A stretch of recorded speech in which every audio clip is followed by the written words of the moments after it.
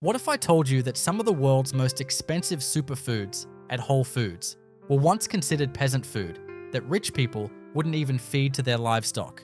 Today, we're diving into 10 incredible foods that went from being the last resort of the desperate to commanding premium prices in health food stores across the globe.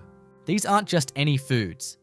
These are nutritional powerhouses that sustained entire civilizations for thousands of years before Western science finally caught up and realized what indigenous communities knew all along.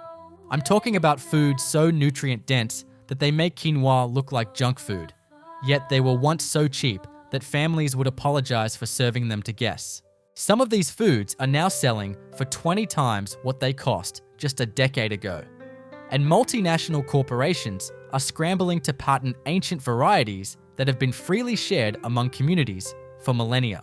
Did you know that the caviar of today was once considered prison food, so disgusting that feeding it to inmates more than 3 times a week was considered cruel and unusual punishment? I'm talking about lobster, and it's just one of 10 foods that went from feeding the desperate to gracing the tables of billionaires. What you're about to discover will completely change how you think about wealth, status, and the food sitting in your kitchen right now. Pumpkin leaves and seeds. Once farm leftovers, now praised for zinc, magnesium, and immunity-boosting power. Moringa, the miracle tree, loaded with vitamins, protein, and antioxidants. Millet drought resistant, rich in iron 3x more than maize. Sorghum, gluten-free and perfect for diabetics. Fonio, matures in 6 weeks, thrives in poor soils, and rich in calcium and vitamin C. Teff, Ethiopia's tiny grain, high in protein and lysine. African rice, nutrient-rich, but long overshadowed by polished white rice. Manaju, saga, terere, traditional leafy greens, packed with iron, calcium, and antioxidants. Yams, a survival staple, now loved for energy, fiber, and minerals.